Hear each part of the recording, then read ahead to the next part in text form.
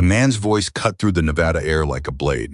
"Get her off my range." Master Sergeant Cole Mercer didn't whisper it.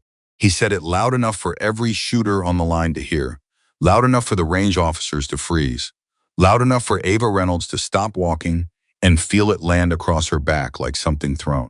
13 heads turned. Nobody moved to stop him. And that was the moment everyone on that firing line made the same mistake, the last mistake any of them would ever make twice.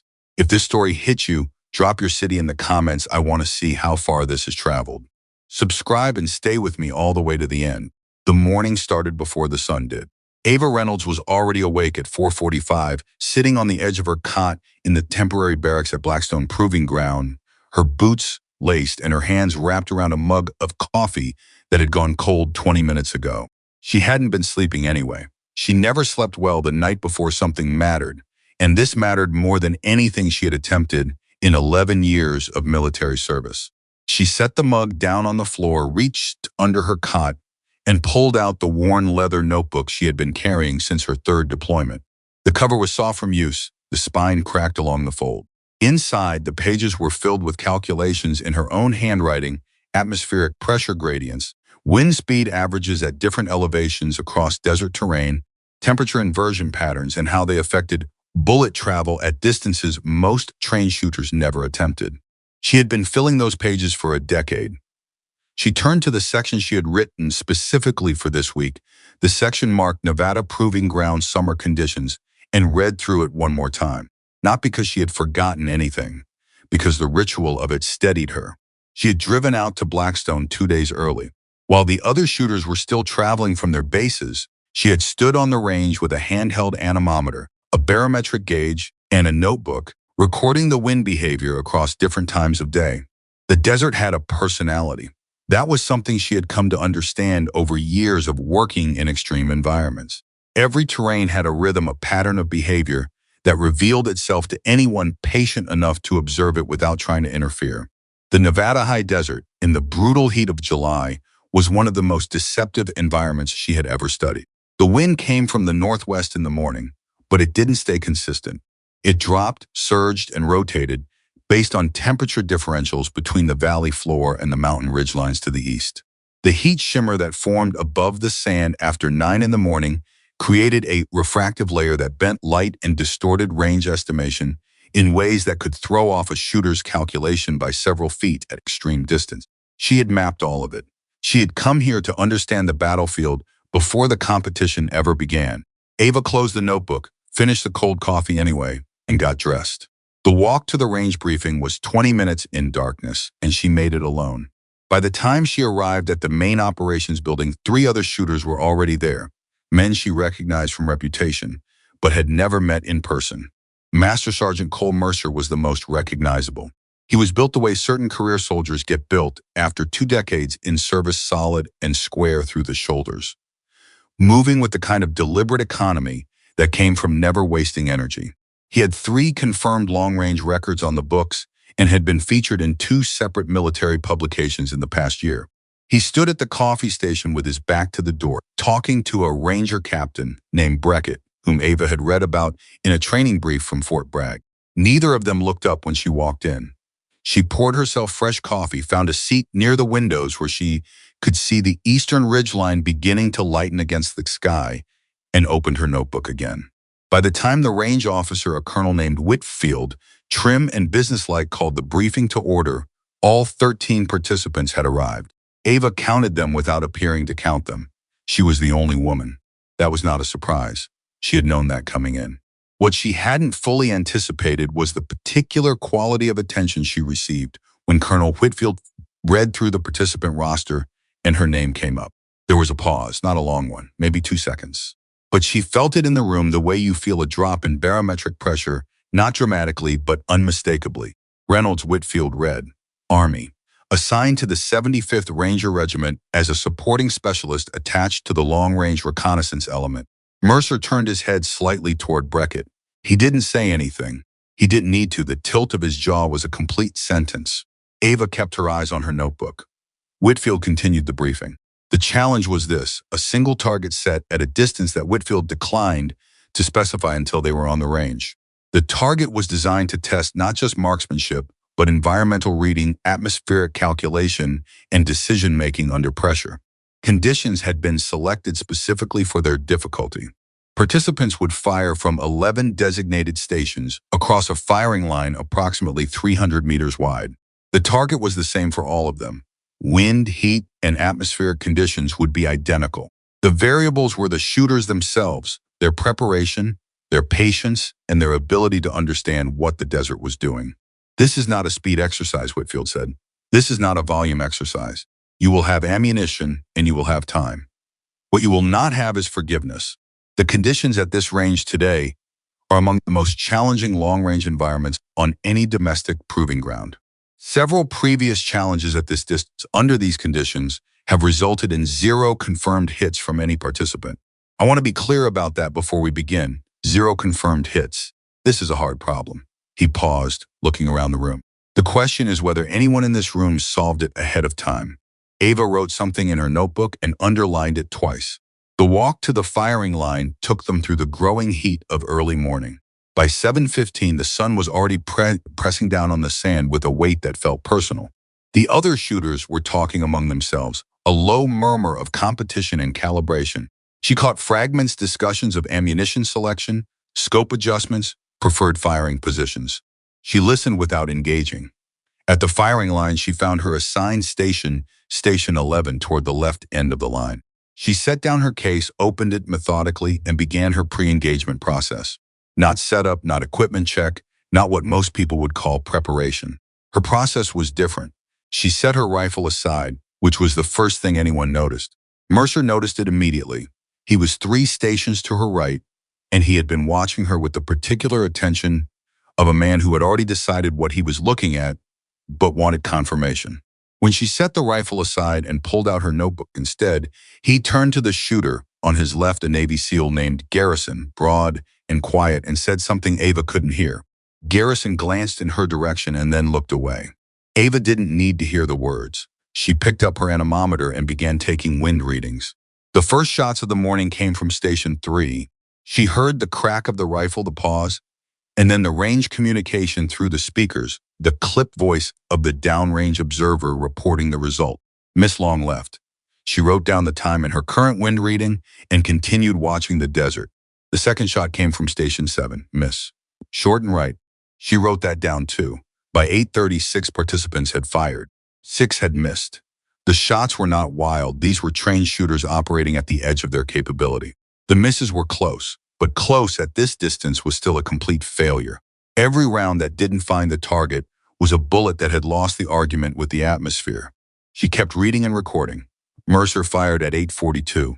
She knew it by the particular sharpness of his rifle's report. He was using a round she had studied, a cartridge known for its high ballistic coefficient, but sensitive to lateral wind. She heard the shot and waited miss. She heard his exhale from 3 stations away. It was a controlled sound, a man accustomed to discipline managing a result he hadn't expected. She heard him work the action, heard him murmur something to himself, a recalculation, an adjustment, the kind of internal conversation an elite shooter has when the environment refuses to cooperate. She kept watching the desert. A private from Fort Benning Young, maybe 24, clearly talented, taxed on his positioning and trigger discipline, made his way down the line during a pause in firing. He stopped at Station 11, not aggressively, just with the casual curiosity of someone who had noticed something unusual. "You haven't shot yet," he said. "No," Ava said. "You're waiting for something?" Yes, he waited for more. She didn't give him more. He glanced at her notebook, at the columns of numbers and notations, and his expression shifted from curiosity to something more complicated, a mixture of interest, and the particular discomfort of encountering a method that didn't match his expectations. "What are you tracking?" he asked. "The pattern," she said. "What pattern?" She turned a page. "The one the desert makes every morning at this temperature and this pressure. It doesn't stay random forever. There's a window." He looked out at the range. The heat shimmer was visible above the sand, a wavering translucence that made the air seem liquid. "How long have you been watching for it?" "Since before sunrise," she said. He stood there for another moment, then moved on. She watched him go and then went back to her readings. By 9:15, something changed in Mercer's approach to her. He had now fired twice, both misses, both close, both maddening, in the way that near misses at extreme range are always maddening, because they confirm that the capability is there and the environment is the problem. He walked down to Station 11 without being invited, stood behind her, and looked at her notebook over her shoulder without asking permission. She let him look. "What is this?" he asked. His voice was different from what she had expected. Not hostile exactly, but not warm, either the tone of a man who had assessed something and wasn't sure what category it belonged in. "Atmospheric log," she said. "Wind speed and direction at 6-minute intervals. Barometric pressure trend from the last 48 hours. Temperature gradient estimates at the 200-meter, 600-meter, and 1,500-meter bands. Inversion layer timing based on yesterday's observations." "Yesterday's observations," he repeated. "I was here 2 days ago," she said. He was quiet for a moment. "You came out here early." "Yes, before the challenge." "Yes." Another pause. She could feel him processing this, running it against whatever framework he had already built for who she was and why she was here. She knew what that framework looked like. She had been encountering versions of it her entire career. But the woman who wasn't supposed to be competitive. The assignment that was politically motivated, not merit-based. The presence that complicated the narrative of who belonged in elite spaces. "You think there's a window," he said. It was half statement, half question. "There is a window," she said, not arrogantly, as a fact. He looked out at the range. Then he looked at her. Then he walked back to his station. She kept watching. At 9:47, a significant thing happened at Station 6. The shooter there, a Marine gunnery sergeant named Talbot, whose record in competitive long-range events was extensive, made a shot that came within 3 inches of the target's center. 3 inches at that distance represented an extraordinary achievement and a complete failure simultaneously. The range observer's report came back measured and precise. And Ava heard something ripple through the firing line, a collective acknowledgement that the problem was breakable, that someone had come close enough to confirm the physics were not the obstacle. The psychology of that moment on a firing line is specific and powerful. When someone comes close, the rest of the field recalibrates. Some shooters become more aggressive, pushing their timelines because they feel the answer is near. Some become more careful, rereading their calculations with fresh urgency. A few become deflated, because close feels worse than far when you know how much precision you've applied. Ava felt none of those things. She wrote down the time Talbot fired, noted the wind conditions at that exact moment, and compared it against her pattern chart. She understood something then that she had suspected but not confirmed. Talbot had found the edge of the window accidentally. He hadn't known he was in it. He had fired on timing that happened to partially align with the atmospheric pattern she had been tracking, and the result, 3 inches off center, reflected that partial alignment. A shooter who understood the window fully would not land 3 inches off. They would land center. She knew when the next window would open. She kept this information entirely to herself. Mercer fired again at 10:12. Another miss, this one farther out than his previous attempts, which told her he had overcorrected based on feedback that was itself flawed. He was fighting the conditions rather than reading them, applying force to a problem that required subtraction, not addition. She heard something from him after that shot that she hadn't heard from him before. Not words, exactly. More of a sound, the controlled release of a man who is beginning to feel something that career soldiers rarely acknowledge feeling on a range. Something adjacent to desperation, not panic, nothing that crude, but the recognition that a problem is larger than the tools you brought to solve it. She had felt that feeling herself years ago on her first extreme distance qualification. She remembered it clearly, the specific texture of realizing that your skills were not the ceiling, that the environment was the ceiling, and that you had not yet learned to read environments well enough to lift it. Her mentor had found her after that qualification, had sat across from her at a picnic table outside the barracks, and had said something that stayed with her in the way that certain things stay with you, not because you understood them immediately, but because you understood them slowly. Over years, until one day you realized they had become the foundation of how you thought. Nathan Hale had been retired for 3 years by the time of this challenge. He had served 31 years, had more confirmed extreme distance engagements on his record than almost anyone alive, and had spent the last decade of his career developing long-range doctrine that the Army still used but rarely credited to him by name. He was not a famous man. He was not someone civilians had heard of. He was the kind of soldier whose contribution to the institution showed up in results and never in headlines, and he had chosen that deliberately, the way certain craftsmen choose tools that are functional over tools that are decorative. He had been her mentor for 6 years. What he had told her at that picnic table after her first failed qualification was this: the environment is not your enemy, it's your examination. Every condition, wind, heat, pressure, light, is the environment asking you a question. The answer to the question is always the same. How well have you paid attention? Not today, not on this range, but over years. How much have you observed? How much have you studied? How much have you respected what you don't yet know? She had been 26 when he said that. She had been frustrated and embarrassed and not entirely ready to hear it.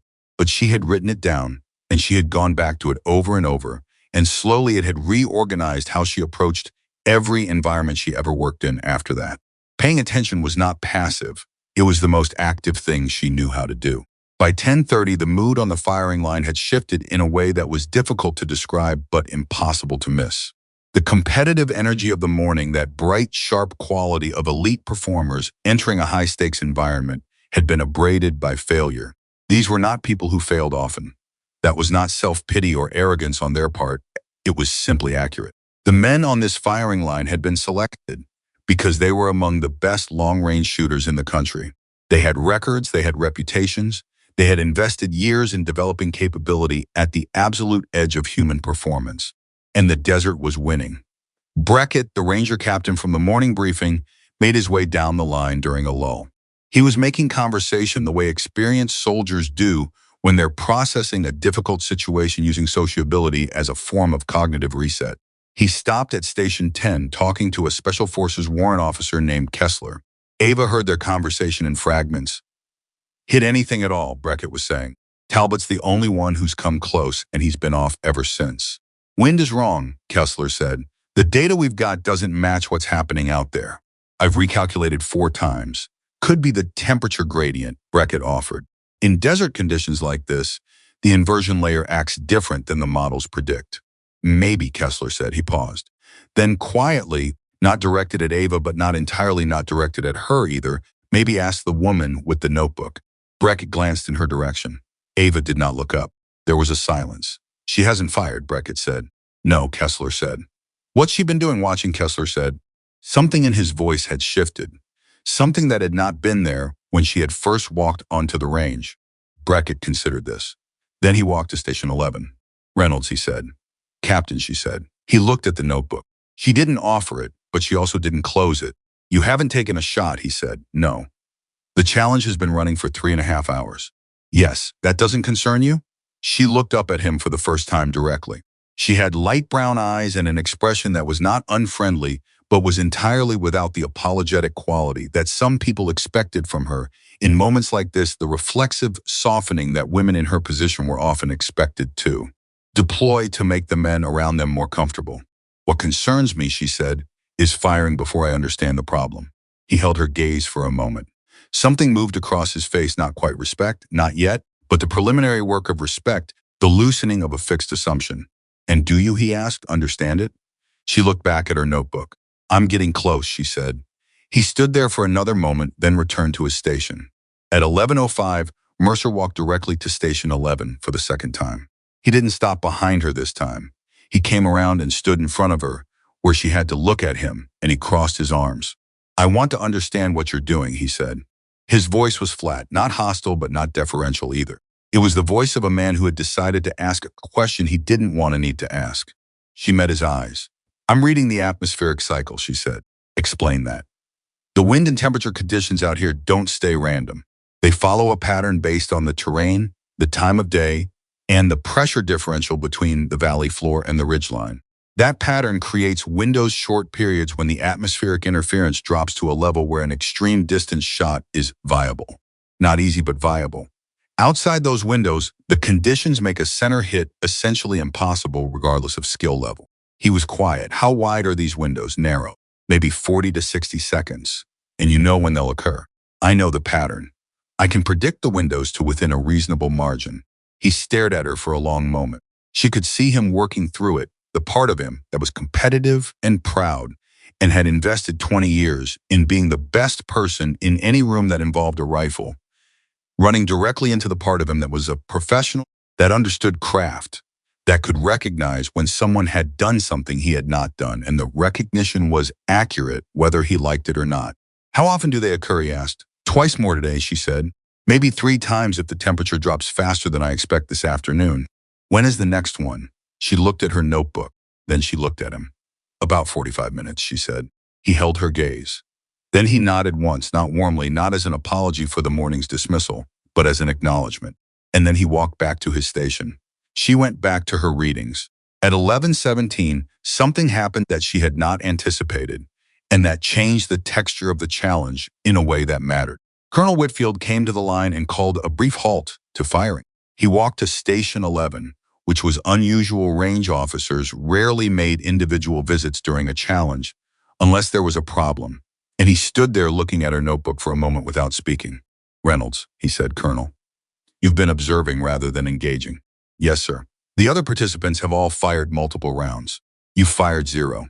Yes, sir. He looked at the notebook. What do you have there? She told him what she had told Mercer. She explained the atmospheric pattern, the windows, the predictive model she had built from the 2 days of pre-challenge observation and the morning's readings. She spoke clearly and without hedging, giving him the technical specifics because he was the kind of officer who would want the specifics and would be insulted by vagueness. When she finished, he was quiet for a moment. You came out here 2 days early, he said. Yes, sir, to observe conditions. Yes, sir. That's not specifically prohibited by the challenge rules, he said. No, sir. He looked out at the range. You're telling me that every shot fired this morning missed because the window wasn't open. I'm telling you that no confirmed hit is going to happen outside the window, she said. The gunnery sergeant at Station 6 came closest. He fired during the edge of the last window, 3 inches off. That's what the edge of the window looks like. Whitfield looked at Talbot's station. Then he looked back at her. In the next window, he said, 40 minutes approximately, she said. I'll fire before it closes. He studied her for a moment with the expression of a man recalibrating something significant. Carry on, Reynolds, he said, and walked back to the line.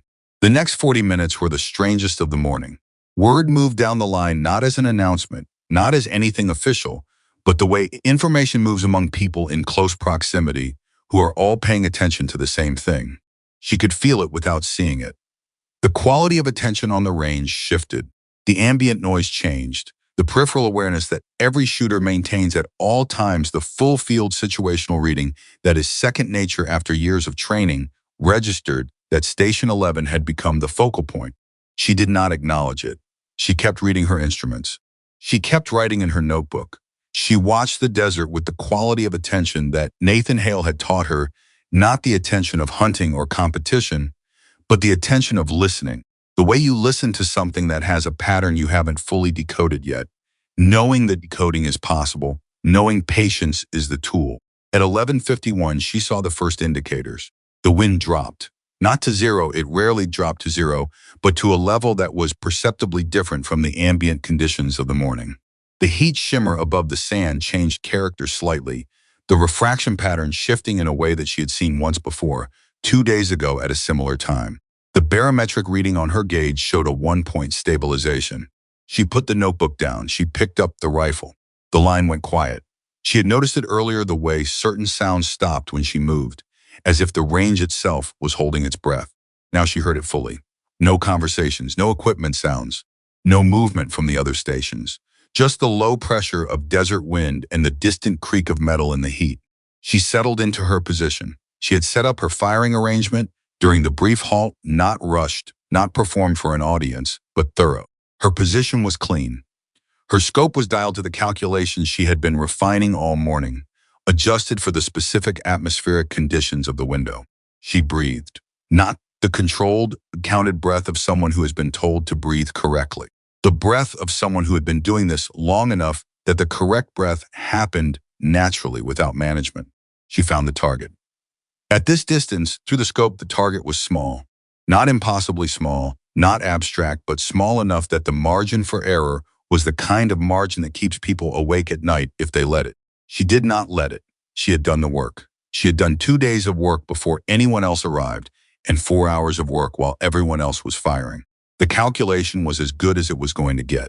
She waited for the exact beat within the window that her model told her was the optimal firing moment. Not the beginning of the window, not the middle, but the specific point when the atmospheric conditions were most fully aligned. She found it. She fired. The crack of the shot broke the silence with a violence that seemed disproportionate to her stillness. The recoil moved through her, and she rode it back into position without losing her sight picture, which was habit so deeply embedded it was no longer a conscious choice. She waited. The range speaker crackled. The observer's voice came back flat and professional, and then it said the words that she had come here to produce. Station 11, center mass, confirmed hit. Nobody on the firing line spoke. She worked the action. She reacquired the target. The window was still open. She could feel it in the air and the quality of the wind, and she had approximately 20 seconds remaining. Station center mass, confirmed hit. She set the rifle down. The silence that followed was the loudest thing she had ever heard on a range. She opened her notebook and wrote down the time. She wrote down the wind speed. She wrote down the barometric reading. She wrote down the temperature. She wrote down everything the same way she always did, because the record was as important as the result. Because the next time someone faced this problem in this environment, the data existed. She did not look up. She did not look at Mercer. She did not look at Beckett or Kessler or Talbot or any of the 11 other men who were no longer looking anywhere but Station 11. She wrote in her notebook, and the desert, which had been indifferent to all of them all morning, went on doing exactly what it had always done. The silence lasted exactly 4 seconds. Ava counted them without meaning to, the way you count things when your body is still calibrated for precision, and the rest of the world hasn't caught up yet. 4 seconds of nothing, no voices, no equipment sounds, no wind that anyone seemed willing to acknowledge. And then the firing line came back to life in the particular way that a room full of competitive, highly trained people comes back to life when something has happened that reorders everything they understood about the morning. It didn't come back loudly. That was the thing that surprised her, even though it shouldn't have. These were not men who responded to shock by making noise. They responded the way they responded to everything, by controlling their external presentation while the interior work happened somewhere the outside world wasn't permitted to see. She knew that response well. She had spent 11 years learning to do the same thing. What she heard was a low murmur, the collective sound of 12 people beginning to talk to each other in pairs, in fragments, not quite ready to address the thing directly, but unable to address anything else. She heard Beckett say something to Kessler. She heard Talbot at Station 6 put his rifle down on its case with a sound that had more weight in it than the equipment warranted. She heard Garrison, the SEAL from the morning briefing, say 3 words to the shooter beside him. She couldn't make them out, and then go completely quiet in a way that was more expressive than noise. She kept writing in her notebook. Mercer did not speak. She was aware of him the way she was aware of all of them peripherally, constantly, without making it visible. And what she was aware of from Station 8 was a stillness that was different in quality from the others. The other men were processing. Mercer was absorbing. There was a distinction. Processing was mental. Absorption was something deeper, something that went into the structure of a person and didn't come back out in the same shape it went in. She had hit the target twice. Center mass both times, confirmed by the downrange observer whose job it was to be accurate and who had no stake in the politics of the firing line. She had done it after 4 hours of observation, while everyone else fired and missed. She had done it in a window that was now closing. She could feel the wind picking up again, the atmospheric conditions reasserting themselves, the brief stability dissolving back into the complex, deceptive patterns of the Nevada desert. The window was gone. The next one would come in the afternoon. Colonel Whitfield came to Station 11 again. He walked with the measured pace of a man who had seen a great many things on ranges and training grounds over a long career, and was not someone who performed reactions for an audience. He stopped beside her and looked at the notebook. "You called it," he said. "Yes, sir, within a minute of your estimate." 43 seconds early, she said. "The pressure drop came a little faster than I modeled. I'll adjust for the afternoon."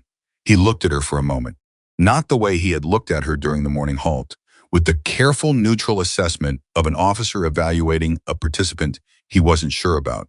Something in his expression had shifted, not dramatically, not into anything that could be called warmth, but into the particular quality of attention that a serious person gives to something that has proven itself worth serious attention. "What do you need for the rest of the day?" he asked. "I need the challenge to continue," she said. "Same parameters. I'll fire in the afternoon windows." He nodded. "It continues," he paused. "Reynolds, sir, the 2 days of pre-observation, that kind of preparation that's not common." No, sir. Where did you learn to think about environments that way? She thought of Nathan Hale, the picnic table, the cold coffee she'd let go cold because she was listening too hard to remember to drink it. From someone who understood that the environment is the examination, she said, not the target. Whitfield considered that. Then he said, carry on, and walked back toward the center of the line. What happened in the next 20 minutes was the thing she had not predicted. She had predicted the atmospheric behavior. She had predicted the window timing with reasonable accuracy. She had predicted that 2 clean shots at center mass from the most extreme distance on the range would produce a silence, followed by a recalibration of how the other participants regarded her presence. She had not predicted that recalibration would come to her. It started with Kessler.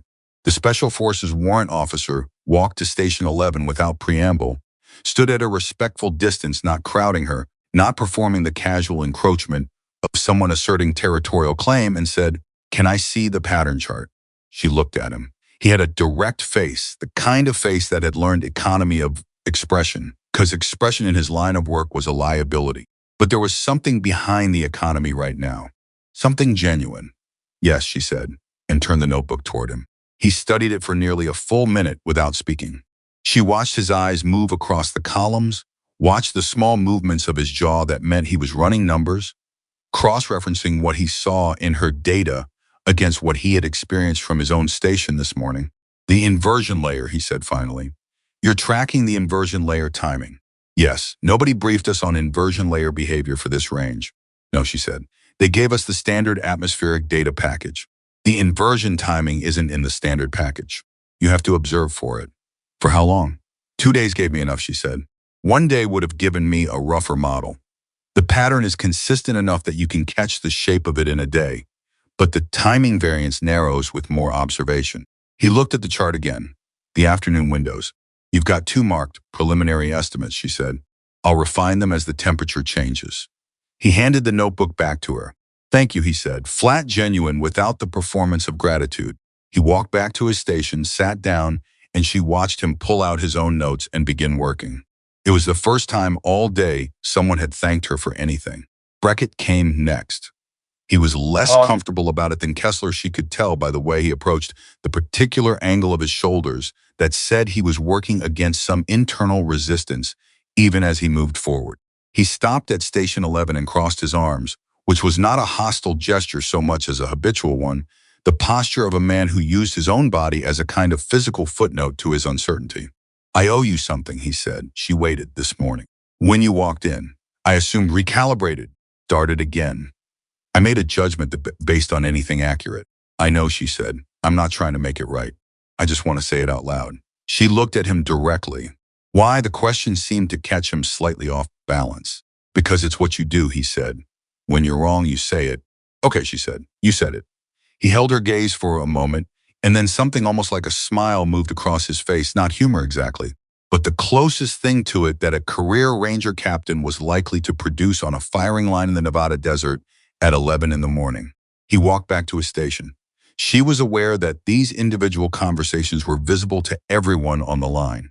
She was aware that the dynamic had shifted in a way that was now being read by all 12 other participants, each of whom was in the process of updating their internal assessment of what was happening and what it meant.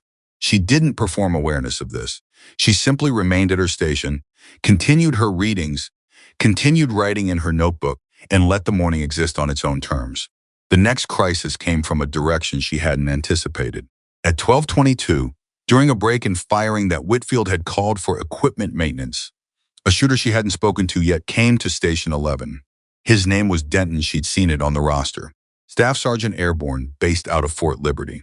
He was younger than Mercer, older than the Fort Benning private, with the compact build of someone who had been doing physical work for a long time and had gotten efficient about it. He sat down uninvited on the ground beside her station, which was a specific kind of boldness she hadn't encountered yet this morning, and he didn't say anything immediately. She waited. "You know what the conversation is," he said finally. "Tell me," she said. "Some of these guys are saying you got lucky." He said it without heat, without apology, as a simple informational offering. Talbot's saying the window thing is a post-shot rationalization, that you fired when you fired and it happened to work and you're building a theory around it retroactively. She felt something cold move through her. Not anger exactly, she had learned years ago that anger at this particular argument was like firing at the wind. But something. Talbot came within 3 inches at the edge of the last window, she said. Ask him how he felt right before he fired. Ask him if the conditions felt different than his other attempts.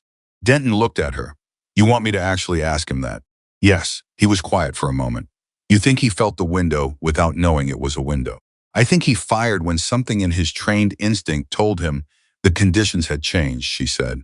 I think he made the best shot he's ever made at this distance in these conditions, because something, not his conscious analysis, but something recognized the atmospheric shift.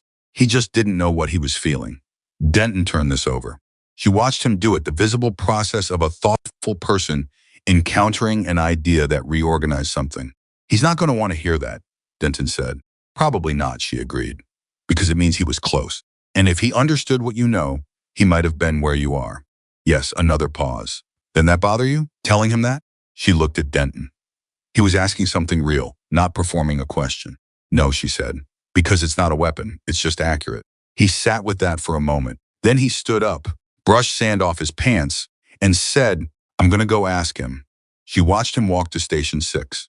What happened at Station 6 in the next 4 minutes was something she could only partially observe. She had her instruments to attend to and the afternoon model to refine, but she caught enough of it to understand the shape of the conversation. Denton asked. Talbot's initial response was physical. She saw the shift in his posture, the specific stiffening that meant the question had landed somewhere vulnerable. Then Denton said something else, quieter, and Talbot's posture changed again. Differently, the stiffening giving way to something more complicated. He looked toward Station 11. She went back to her notebook. The afternoon model was evolving. The temperature had peaked around noon and was beginning its slow decline, which changed the inversion layer dynamics in ways she had already partially accounted for but needed to refine. She ran the calculations twice, compared them to her pre-challenge observations, and arrived at a first afternoon window estimate of between 210 and 220. The second window, if it came, would be somewhere in the 330 to 4 range. But that one was less certain. The pressure trend over the past hour suggested the atmospheric conditions might stabilize differently in the late afternoon than they had yesterday. She ate lunch at her station. She had brought a protein bar and a bottle of water, which she consumed without leaving Station 11 because leaving would mean losing continuity with her observation, and she was not willing to do that. At 12:58, Mercer came back. This was his third visit to Station 11, and the quality of it was entirely different from the first two. The first visit had been surveillance he had come to assess. The second had been confrontation, as close to confrontation as his particular brand of controlled professionalism allowed. This one was something else. He came without crossing his arms. He came without the evaluative tilt of his jaw. He stood at a distance that acknowledged she was working, and he waited until she looked up. I want to understand the full model, he said. She set her pen down. Sit down, she said. He sat on the ground beside her station, the same place Denton had sat without making anything of it, without the visible self-consciousness of a man doing something that cost him something. She recognized that. He was past the point where the cost of sitting down at her station mattered to him more than what she could teach him. She spent 22 minutes walking him through it. She showed him the pre-challenge observations, the 2 days of data she had collected before anyone else arrived. She showed him the pattern chart, explained the inversion layer timing, walked him through the calculations she had used to predict the morning window. She told him about the temperature gradient bands and how they affected bullet trajectory at extreme distance in ways that standard atmospheric compensation tables didn't fully account for. She showed him how Talbot's near miss had confirmed the window's edge rather than representing a random fluke. He listened. He asked 4 questions, all of them sharp, specific, technically grounded. He wasn't performing attention. He was doing the work. When she finished, he was quiet for a moment. I've been shooting at this level for 17 years, he said. I know, she said. I've never built a pre-challenge observation model. Most people don't, because most challenges don't have conditions like this. Because most people don't think to, she said. It was not a correction. It was just accurate. He looked out at the range. The heat was at its afternoon peak, the air above the sand doing its complex, beautiful, deceptive shimmer. Who taught you this, he said. A man named Nathan Hale, she said. He turned to look at her. Hale. Chief warrant officer retired 3 years ago? Yes, something moved across Mercer's face. I know that name, he said. He developed the atmospheric reading protocol for the JSOC long-range doctrine update in 2016. He did, she said. He doesn't get credit for it in the official documentation. No, Mercer said, he doesn't. He paused. He taught you. For 6 years, she said, another pause. He chose well, Mercer said. She didn't respond to that. Not because it didn't land, it did. Somewhere specific, but because responding to it wasn't the next necessary thing. The afternoon window, he said. 210 to 220? That's my current estimate. I'll refine as the temperature drops. I'm going to try for it, he said. Based on what you've shown me. She looked at him. You have 3 hours to build a version of the model. I've had 48. You'll be working with an approximation. I know, he said. Your approximation might be good enough, or it might not be. Yes, she nodded once. Then he stood up and returned to Station 8, and she watched him sit down and open his own notebook, a standard issue waterproof field notebook, smaller than hers, and begin to work. The next hour and 15 minutes were the quietest of the day. The other participants had settled into their own recalibrations. Some of them were working with what they had seen of her notebook, constructing their own versions of the window model with varying degrees of sophistication. Some had returned to their original methods, double and triple checking calculations that she knew wouldn't be sufficient outside the window. Talbot had not left Station 6 since Denton's conversation with him. He was working, but she couldn't read the quality of his work from Station 11. The range itself had its own rhythm in the early afternoon. The official break period that Whitfield had allowed was over, and participants could resume firing at any time, but the mood of the line had changed. There was less urgency in the shooting. People were waiting.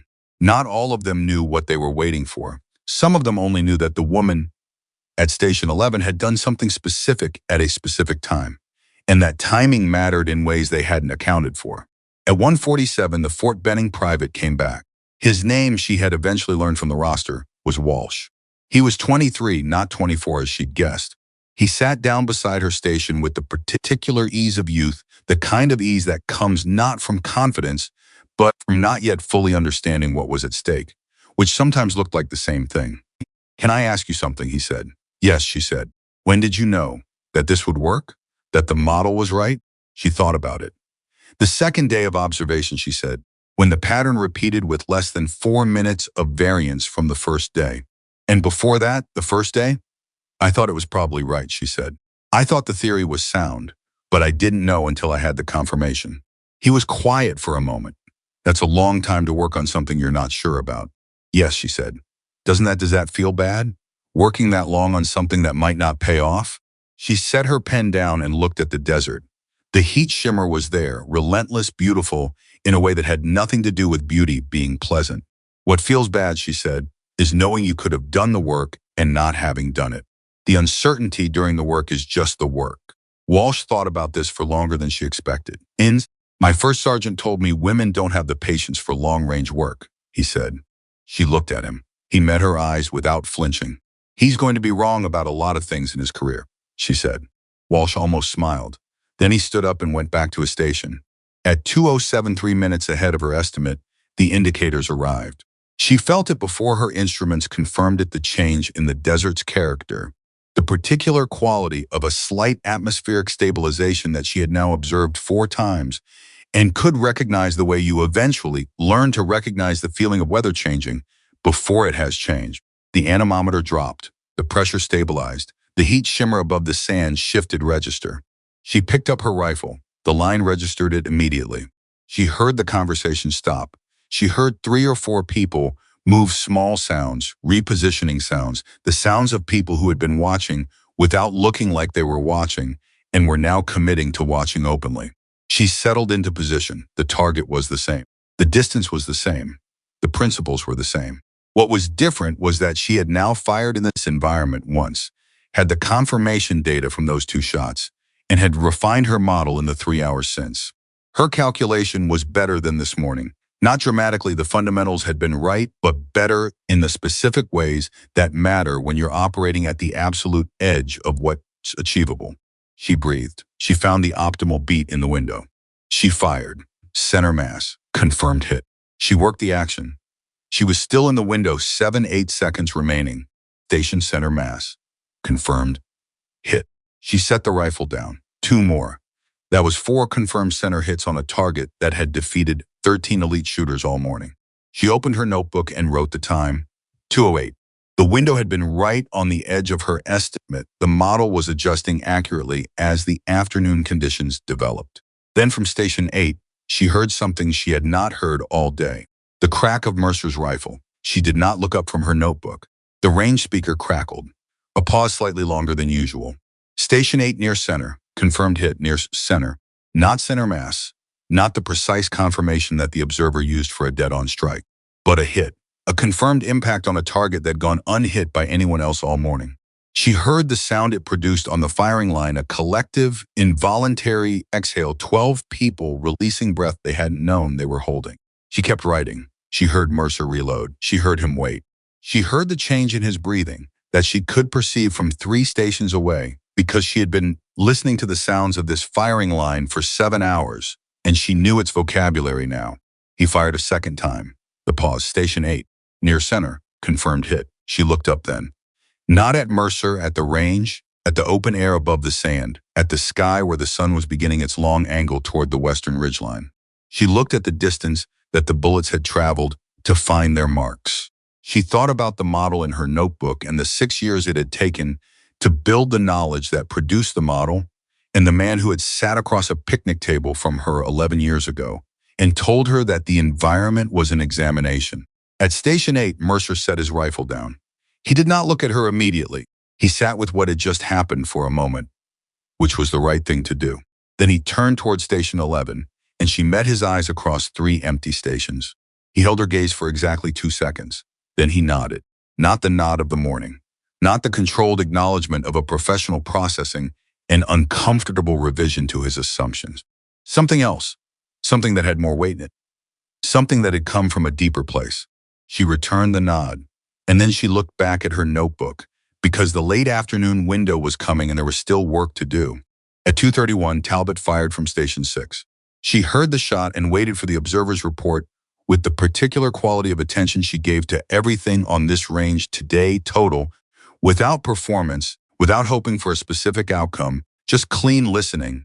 The pause. Station 6, hit left of center, confirmed hit, left of center. Not clean, not where she was landing, but a hit, a confirmed impact from a man who had come within 3 inches this morning, who had fired in the edge of a window without knowing it was a window, who had sat at Station 6 for several hours since Denton's conversation with him, rebuilding his understanding of what he was doing and why. She wrote the time in her notebook. She wrote his station number and the result. Denton came to her at 2:45. He didn't sit this time. He stood and looked at the hit log she was keeping in the back of her notebook, the record of every confirmed result from every station, which she had been maintaining since morning, without any particular plan for what it was for. "You're logging everyone," he said. "Yes," she said. Why? She looked at the log. "Because the data is worth keeping," she said. "When this challenge is over, this record shows what the window timing produced and what working outside it produced. That's useful information for anyone who shoots us in this environment again." He looked at the log for a moment. "You're thinking about the next person." "Yes," she said. "While you're in the middle of your own challenge." "It's not in the middle anymore," she said. He looked at her. Then he looked at the range. Then he looked at her again. "Who are you?" he said. Not confrontationally. The opposite of that, with the specific quality of someone asking a question because they genuinely don't have the answer. She thought about Nathan Hale. She thought about 2 days before the challenge, standing on an empty range in the early morning, with an anemometer and a notebook and no one watching. She thought about 11 years of being in rooms where the question of whether she belonged was asked by everyone in the room except her. "I'm the shooter at Station 11, she said. Denton looked at her for a moment longer. Then he said, "Yeah," and walked back to his station, and the desert went on holding its heat, and the afternoon wound toward its final window. The log in the back of Ava's notebook had 12 entries by 3 o'clock. She had not planned it that way. She had started keeping the log out of habit, the same instinct that had driven her to arrive 2 days early to record everything, to treat observation as the primary discipline and action as what observation made possible. But somewhere in the afternoon, as the hits began accumulating from other stations, she had realized the log was becoming something more than data. It was becoming a record of a range-wide shift, A document of what happened when understanding replaced assumption. 6 confirmed hits across 4 different stations. 3 center mass from Station 11, 2 near center from Station 8, 1 left of center from Station 6, all of them inside windows. 0 hits from outside the windows from any station across the entire day. The data was not ambiguous. At 3:04, Colonel Whitfield called another line halt. He walked to the center of the firing line, which was unusual. He had been managing the challenge from the range officer's position behind the stations, where oversight lived, and he stood in a way that made everyone on the line understand that what he was about to say required their full attention. "I want to address what this challenge has produced today," he said. His voice carried without effort, the way voices do when they've had decades of practice being heard in open terrain. "What you are observing is not an anomaly. What you are observing is an application of environmental doctrine that most of you were never specifically trained to execute. That is not a criticism. It is an institutional observation." He paused. Nobody on the line moved. The atmospheric reading methodology being demonstrated at Station 11 is documented in a JSOC long-range doctrine update from 2016. Most of you have never read it in full. Some of you have never heard of it. Another pause. That changes today. He looked down the line, and his gaze stopped briefly. At Station 11, it was not a long look. It was the kind of look a man gives when he is acknowledging something without making a speech of it. "Resume firing," he said, and walked back to his position. The silence that followed the announcement lasted about 3 seconds. Then Mercer's voice broke it, not loudly, not directed at anyone in particular, but audible from his station. "The 2016 update," he said. "Hale's work." He wasn't asking. She heard it and kept her eyes on her instruments. At 3:11, something happened at Station 4 that she had not expected. The shooter there was a Delta Force operator named Reese. She had barely registered him during the day because he had been quiet, methodical, and largely self-contained. He had fired twice in the morning, both misses, and had not fired since. She had assumed he was working his own calculation. What she had not anticipated was that he had been working it better than she knew. At 3:11, Reese fired. The pause from the range speaker was exactly standard length. "Station 4, center mass, confirmed hit." She looked up. She looked at Station 4 for the first time with full attention. Reese was already working the action, already reacquiring. His movements were economical and completely controlled. He was in the window, the late afternoon window she had estimated for 3:30, but which was apparently opening earlier than her model predicted, the same way the morning window had opened slightly ahead of schedule. She picked up her anemometer immediately. Reese fired again. "Station 4, center mass, confirmed hit." She was taking readings. The pressure had dropped 2 points faster than her model projected. The temperature curve in the late afternoon was steeper than yesterday, a variation she had flagged as possible but weighted as less likely. Her afternoon window estimate had been off by 19 minutes. She adjusted the model in real time, writing quickly. Reese set his rifle down. He didn't look at anyone. He looked at the range, at the distance his bullets had traveled, with an expression that she could read from Station 11, even at this angle, not satisfaction exactly, but something quieter. The expression of a craftsman who has done a piece of work correctly. She recalculated. The window was open right now. It had been open for at least 2 minutes before Reese fired. The data from his shots confirmed the opening. The atmospheric conditions that produce center mass hits at this distance were present, and she had missed the leading indicator by 19 minutes. She picked up her rifle. She had been in the notebook when the window opened. She had been refining the model rather than watching the primary indicators. It was a margin of error she had not made before, and making it now on the day that mattered produced a cold, specific clarity that was not quite anger and not quite embarrassment and not quite either of those things. It was the recognition of a mistake made not from ignorance but from inattention, which was worse.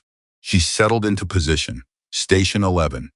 You are clear to fire." The range speaker confirmed Whitfield's range officer keeping protocol, even in the middle of something that was clearly beyond standard protocol now. She was in the window. She could feel the atmospheric stability, the reduced wind, the particular quality of air that her body now recognized after 2 days of observation and a full day of real-time tracking. She found the target. She fired. "Station 11, center mass, confirmed hit." She worked the action. She had time remaining. The window felt deep, more settled than the morning windows, which aligned with her updated afternoon model. "Station center mass, confirmed hit." She did not set the rifle down immediately. She waited. The window was still open. She could feel it. The stability was holding in a way that the morning windows had not held. She checked her timer. She had been firing for 40 seconds. The morning windows had closed at 50 to 60 seconds. The afternoon window, based on the pressure data, might be wider. She fired a third time. Center mass. Confirmed hit. That was 6 center mass hits from Station 11 across 2 windows. She set the rifle down and wrote in her notebook. From Station 8, Mercer fired. She heard the shot, heard the pause. Station 8. Center mass, confirmed hit. Not near center this time. Center mass. He had refined the model in real time, the same way she had, and the refinement had produced a result that was different from his afternoon attempt cleaner, more precise. The product of an approximation that was getting less approximate as the day gave him more data to work with. She heard him exhale. She heard the sound of it, the controlled release of a career soldier, landing exactly where he aimed for the first time in a day that had not offered many of those moments. Station 8, center mass, confirmed hit. At Station 6, Talbot reacted to the opening window with a speed that told her he had been watching for it. His shot followed Mercer's by less than 90 seconds. Station 6, center mass, confirmed hit. 3 stations hitting center mass simultaneously, on a range that had produced 0 confirmed hits before 11:51 this morning. She wrote all 3 in the log, the times, the stations, the results. The log was becoming something she had not imagined when she started it. At 3:37, with the window fading, she could feel it in the anemometer's reading, the slow reassertion of the desert's complex wind behavior. The shooting stopped, not by command, by consensus, the invisible understanding that moves through groups of highly trained people without requiring words. The window was closing. Everyone on the line who had been learning what windows felt like could feel it closing. The firing line went quiet, and into that quiet from Station 4, Reese spoke. He said it without preamble, without directing it at anyone specifically, the way certain things get said on ranges when the formality of the day has worn down to something more honest. I need to ask you something, he said. Everyone on the line understood he was talking to Station 11. Ava looked at him. Go ahead. How did you know to come 2 days early, he said. Not the atmospheric model, not the windows. Before all of that, the decision to come early. How did you make that decision? She thought about it. Not performing thoughtfulness, actually thinking. Because the question deserved actual thought, and because Reese was clearly someone for whom actual thought was the only acceptable response. I've never walked into a challenge environment cold, she said. Every environment I've ever operated in, training, deployment, evaluation, I've tried to get there before I needed to be there, to observe before I needed to perform. Where does that come from? He said. From losing, she said. A beat. The first time I failed a qualification, she said, I failed it because I didn't understand the environment. I had trained hard. My mechanics were right. My fundamentals were good. The environment was the variable I didn't account for because I had never been taught to account for it. I failed, and then Nathan Hale explained to me why I failed, and I understood that the failure was not about capability. It was about preparation, about a specific kind of preparation I had never done. She paused. I decided I would never fail that same way twice. The firing line was very quiet. Walsh from his station said, Did you ever fail the same way twice? No, she said. Another pause. Mercer's voice came from Station 8, even and unhurried. What was Hale like? She hadn't expected that question from him. She looked at Station 8. He was looking at her steadily. Patient, she said. Demanding in a specific way, not demanding performance, demanding understanding. He didn't care if you produced the right result by the wrong method. He would make you do it again by the right method, even if the wrong method worked. Why? Mercer said. Because the wrong method only works under certain conditions, she said. The right method works under all of them. Mercer looked at the range. He was quiet for a moment. Then he said, That's what today was. Yes, she said. At 3:52, the twist came from a direction nobody on the line had been watching. Colonel Whitfield received a communication. She saw it at the range officer's position. A runner with a tablet, the kind of interruption that said something outside the range was pressing into it.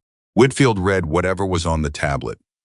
His expression did not change in a way that was visible from Station 11, but something in his posture shifted, the specific shift of a man receiving information that changes the shape of his day. He walked to the line. Reynolds, she stood. Something in his tone made the standing automatic, which she noted. I've received a notification from the Challenge Oversight Board, he said.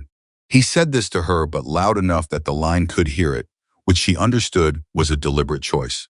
There has been a formal inquiry submitted regarding your pre-challenge observation period. The line went completely still. An inquiry, she said. A formal challenge, he said, filed 40 minutes ago. The claim is that your 2-day pre-observation constitutes an unfair advantage not available to all participants, and that your results should be disqualified on those grounds. She looked at him steadily. She felt the cold thing move through her again, not surprise, exactly. Something closer to recognition. The recognition of a mechanism she had encountered before, wearing different clothes, operating through different channels. Who filed it, she said. Whitfield was quiet for precisely 1 second. The inquiry was filed by a participating officer, he said. The identity is part of the formal record. From Station 6, Talbot said, "That's garbage." He said it without particular emphasis, the way a man says something that he considers too obvious to require delivery. Whitfield looked at him, then looked back at Ava. The challenge rules, Ava said, specify that participants may access the range during designated hours in the 72 hours before the challenge start. My observation took place during those hours, both days. I know, Whitfield said. The rules do not specify a maximum observation period within those hours. I know, Whitfield said again. She looked at him. You've already reviewed the challenge rules against my pre-observation timeline. Before I came to the line, he said, Yes, and your observation was within the rules, he said. The inquiry is without basis. I will communicate that to the oversight board. She held his gaze for a moment. Then why tell me at all? Because you deserve to know it was filed, he said. And who filed it? He paused, and something in his expression did something she hadn't seen from him all day, not warmth, not ceremony, but a specific quality of honest directness from one professional to another. The inquiry was filed by Master Sergeant Mercer. The line went very quiet. She did not look at Station 8. She kept her eyes on Whitfield. From Station 8, the sound of someone standing up from a seated position. Then Mercer's voice, and it was the first time all day she heard something in it that was not controlled. That's not accurate, he said. Whitfield turned to look at him. The inquiry was filed for my credentials, Mercer said. I did not file it. Another silence. A different quality of silence from all the previous ones, not the silence of shared observation, not the silence of collective processing. The silence of a room in which something has just changed shape. Your credentials, Whitfield said. Beckett, Mercer said. His voice was flat and direct. You had my access card for the range officer system during the morning break. To look up the ammunition specs. From Station 2, where Beckett had been quiet for the last 2 hours, nothing. Then I needed to verify the specs, Beckett said. And Mercer said. The pause was 3 seconds. 4. Long enough to be a confession without words. Beckett, Whitfield said, and his voice had dropped 1 register, which was the equivalent of another man raising his by 10. Did you file a formal inquiry using Sergeant Mercer's credentials? The pause. I believed Beckett said that the pre-observation constituted an unfair. Did you file it using his credentials, Whitfield said. Yes or no? Another pause, shorter this time. Yes, Beckett said. On the firing line, nobody moved. The heat pressed down.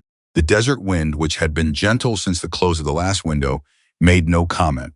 She was aware of everything happening on that line simultaneously. Mercer's controlled fury 2 stations to her right, visible in his stillness rather than any movement, Talbot's complete absence of surprise, suggesting he had suspected something in Beckett's behavior earlier that he hadn't named. Walsh, at his station, looking between Beckett and Whitfield with the face of a young soldier, watching an institutional process reveal itself in real time. She felt something that was not quite vindication and not quite exhaustion. Something between the two. The recognition that exactly this, was what she had been navigating her entire career. Not direct confrontation, which was easy to address, but the inquiry filed under someone else's name. The procedure weaponized. The institutional mechanism turned into a tool for something that had nothing to do with the institution's stated purpose. She had lost count of how many times she had stood somewhere and felt this particular thing. She had stopped losing count on purpose, because keeping count made it into a kind of accounting that didn't serve her.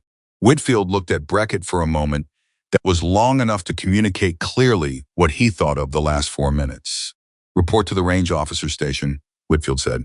We will discuss this at the conclusion of the challenge. You are restricted from firing for the remainder of the day. Beckett walked. Nobody watched him go with anything that looked like sympathy. At 4:01, Mercer came to Station 11 for the 4th time.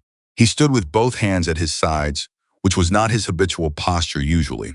There were crossed arms. There was the controlled containment of a career soldier who expressed nothing without intending to express it.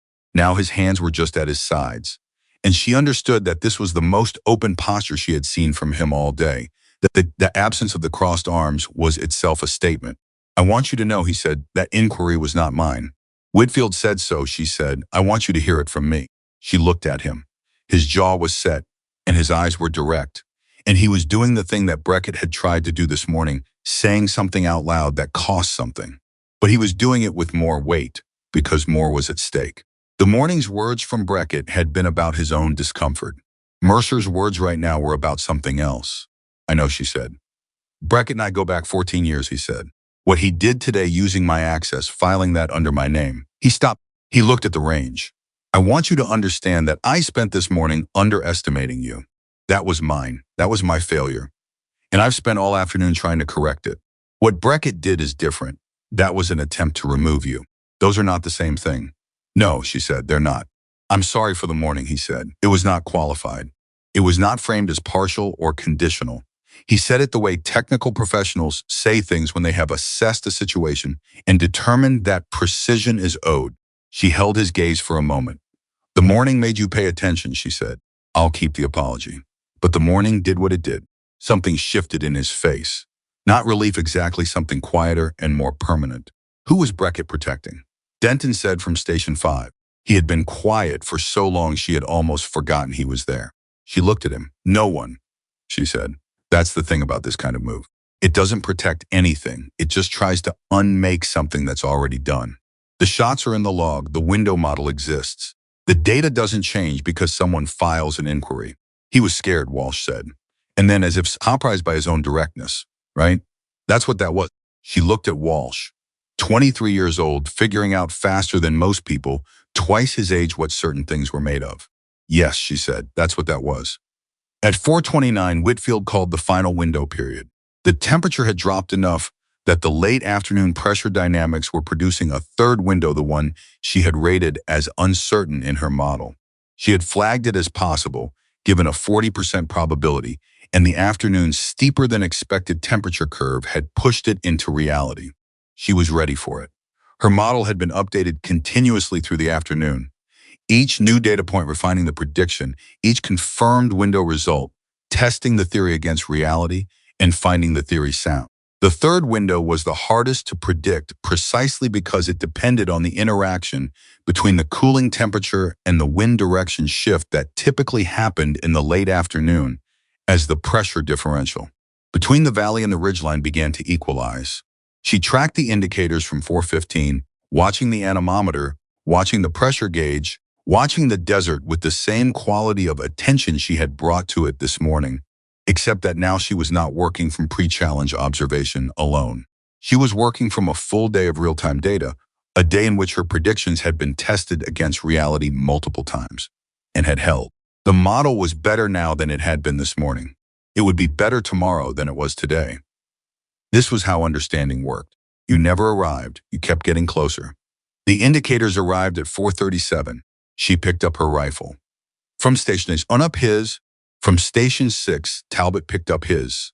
From Station 4, Reese made no visible movement. He had already been in his firing position for the last 4 minutes, reading his own version of the approaching window. The line was different from this morning. The 12 people on it were different from this morning, not in their training or their capability, but in their understanding of what was happening around them. They were shooting with more information than they'd had 12 hours ago. Not all of them had fully internalized the atmospheric model. Not all of them had built accurate versions of the window predictor, but all of them had watched enough of the day to know that the shot that was about to happen needed to happen inside a specific slice of time, and all of them were trying to find that slice. She found it at 4:39. She fired. Station 11. Center mass confirmed hit. The action, the reacquisition. The second beat inside the window. She fired. Station 11. Confirmed hit. 7 center mass hits. Total across 3 windows. She heard Reese fire. Heard the observers report. Center mass. Heard Mercer fire. Center mass. Heard Talbot fire center mass clean. A different result from this morning. A different result from the afternoon shot. center mass for the first time all day. She heard something from Talbot's direction that was not words. A sound that said something about what a confirmed center mass hit after a day like this one meant to a man who had come within 3 inches this morning and spent the rest of the day building toward the understanding that would give him the shot he knew he was capable of. She wrote in the notebook. By the time the window closed at 4:46, the log showed 23 confirmed hits across 5 stations, all of them inside windows, against a total of 0 hits from any station at any time outside a window. The data was not a trend. It was a proof. At 4:53, with the light going long and orange over the ridgeline, Whitfield called the challenge. "End of firing," he said. "All participants stand down." She set her rifle in its case for the last time. She capped her pens. She closed her notebook not because she was done with it, but because the day's work was in it and the day was over. The notebook would go back under her cot tonight. She would read through it tomorrow and the day after, adding the detail and analysis that you can only do when the event itself is finished and you can see the shape of it whole. She stood up. For the first time since 7:15 that morning, she stood up from Station 11 and looked down the firing line. She looked at the 12 men who had shared this range with her for 9.5 hours. She looked at Mercer, who was standing at his station with his rifle cased and his eyes on the distance, the expression of a man who had spent a day being remade in a specific way. She looked at Talbot, who was sitting on the ground at Station 6, with his back against the case and his arms on his knees, looking at nothing in particular with the exhausted, satisfied expression of someone who has done hard work and knows it. She looked at Walsh, who was looking at her, and when she met his eyes, he did something nobody had done at her. All day he raised one hand in a small, simple acknowledgement. Not a salute, not a wave, just a hand. She raised hers back. She looked at Reese, who was packing his equipment with the same quiet economy he had brought to everything else today, and who did not look up when she looked at him, but whose posture, she thought, was different from this morning in the particular way that a person's posture is different when they've learned something that changes how they hold themselves.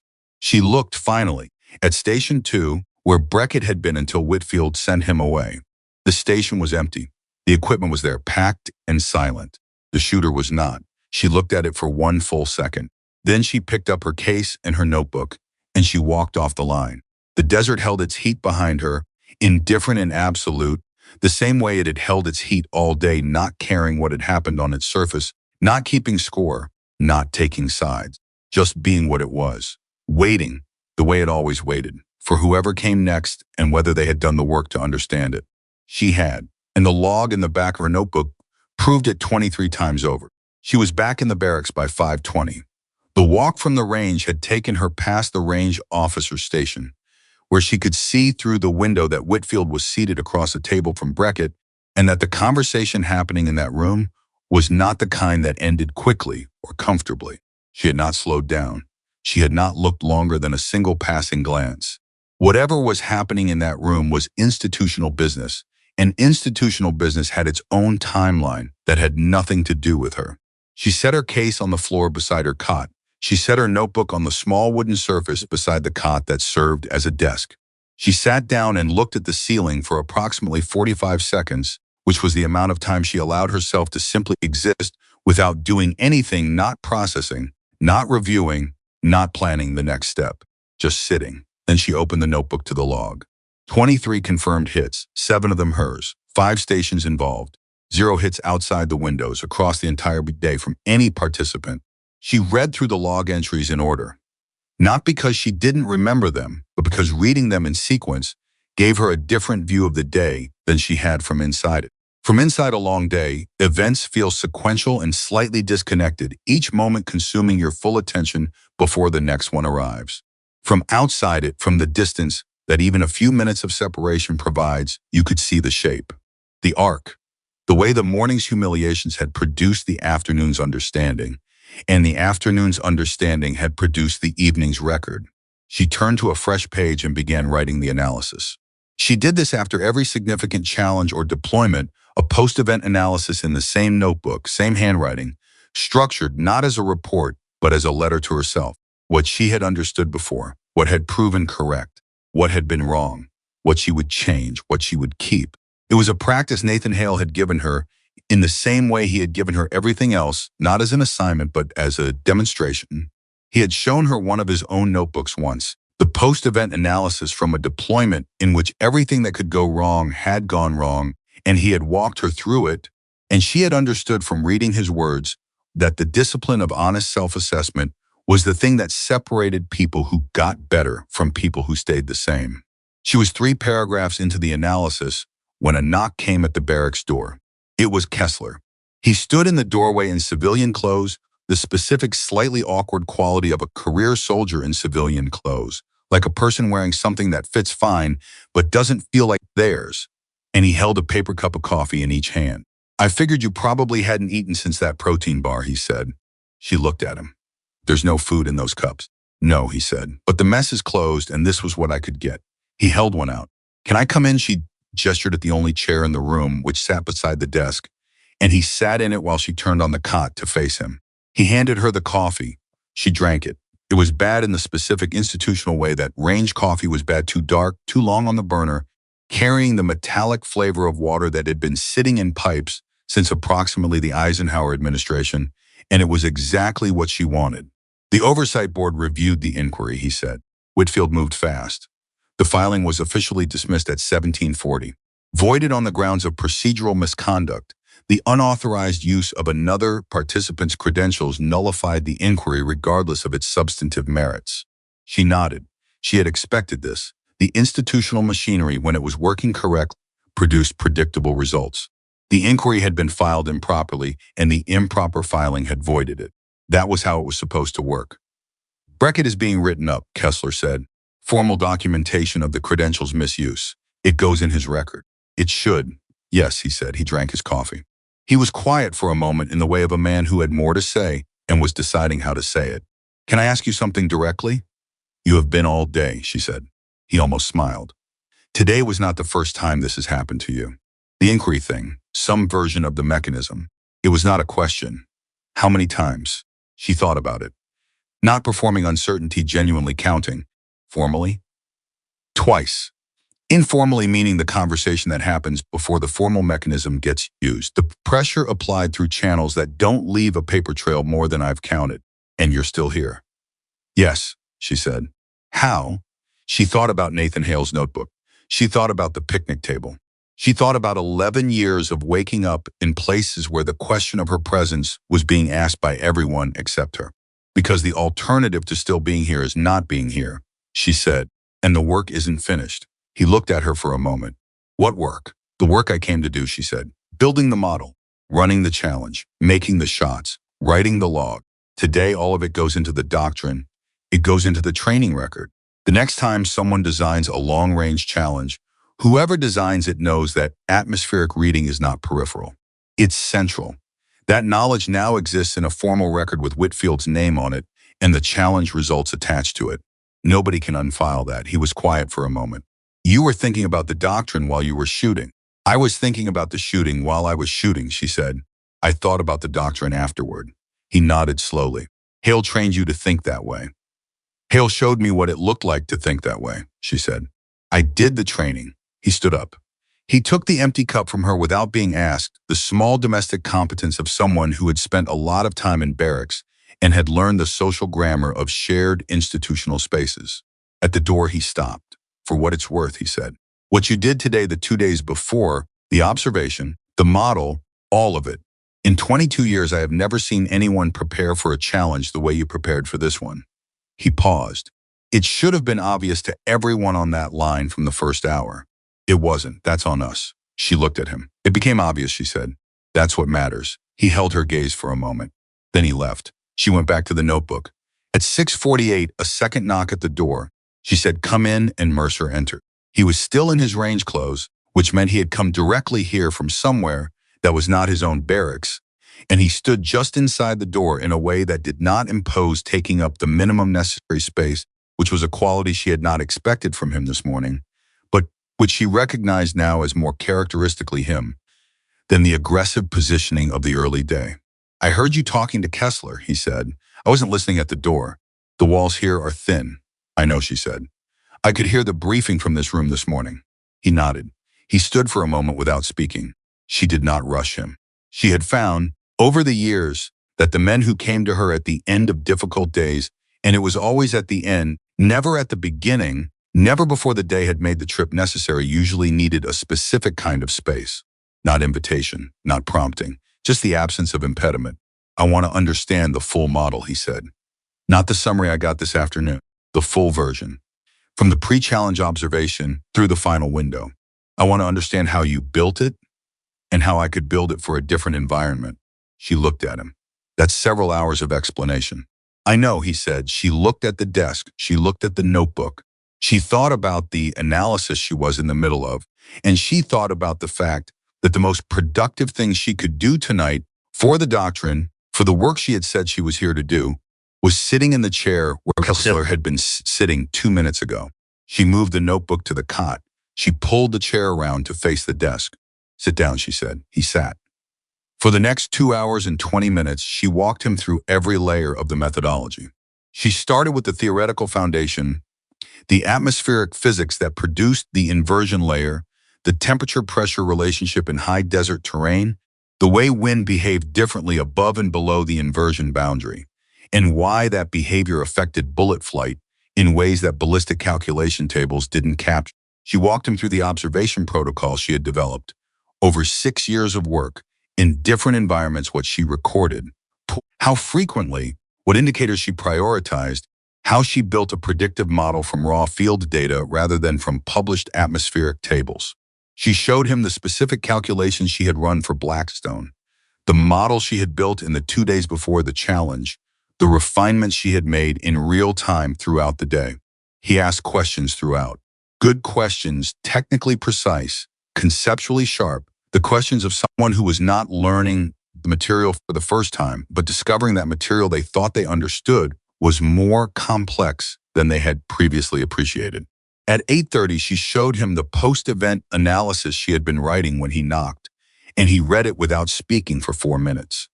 When he looked up, his expression was different from anything she had seen from him all day. Not just recalibrated, something older. Something that had been sitting in him for a long time under the professional surface and had found the specific conditions it needed to surface. I've been doing this for 17 years, he said. I have records, I have experience, I have a reputation that he stopped, started again. I have been operating at a level I believed was close to the ceiling of what this work allowed. Today showed me the ceiling is higher than I thought. He paused. That should feel threatening. It doesn't. Why doesn't it? She said. Because the ceiling being higher means the work is bigger than I knew, he said. That's not a threat. That's an invitation. She looked at him for a moment. Hale said something like that, she said. When I told him after my first qualification failure that it felt like the ceiling had dropped. He said it hadn't dropped. He said I had finally gotten close enough to see it clearly. Mercer was quiet for a moment. He was a good teacher. The best I've had, she said. Are you in contact with him? Every few weeks, she said. He's in Flagstaff. He consults when the Army actually reads its own doctrine updates and realizes it needs clarification, which doesn't happen often, Mercer said. More often than it used to, she said. He looked at the notebook, the log you kept today, the hit record from all the stations. Are you going to submit that with the challenge documentation? Yes, she said. It should be in the doctrine update, he said. Not as an appendix, as a primary document. I agree, she said. He was quiet for a moment. Then I want to support that submission. Formally, as a co-signatory, he held up a hand before she could respond. Not to take credit, to add weight. A co-signature from a master sergeant with my record makes it harder to ignore than a submission from a specialist attached to a ranger element that nobody in the doctrine office has heard of. That's not slight. It's how the institution works, and we both know it. She looked at him steadily. She understood what he was offering and why he was offering it. And she understood that the offering was genuine, that it was the practical application of the lesson the day had taught him, the translation of an internal shift into an external action. It was also true that he was right about how the institution worked. Yes, she said, I'll take that. He nodded. I'll draft the co-signature language tonight. The submission goes to doctrine review through Whitfield, she said. He's already indicated he'll support it. Good, Mercer said. He stood up. He looked at the notebook one more time. Reynolds, Mercer. The thing Beckett did today using my credentials. He stopped. The control jaw again. The visible management of something that was not entirely managed. I've known him for 14 years. I've served with him in 3 deployments. I would have said his integrity was, he stopped again. People behave in the way that matters most to them when something threatens what matters most to them, she said quietly. What mattered most to Beckett today wasn't the challenge. It was the story he'd been telling about the challenge. When the story changed, the behavior changed. Mercer looked at her. That's a more charitable construction than he deserves. It's an accurate one, she said. Charitable and accurate aren't always different things. He held her gaze for a long moment. Then he left. She sat at the desk and looked at the notebook for a while without writing in it. She thought about Beckett and what Mercer had said about knowing him for 14 years. And she thought about the particular loneliness of discovering that someone you've served with does not have the character you believed they had. She had felt that particular loneliness herself more than once. It had a specific weight. She thought about Nathan Hale and what he would say about the day if she called him tonight. She knew what he would say, not the specific words, but the shape of them. He would ask about the model. He would ask about the window timing and the accuracy of the predictions and where the variance had come from.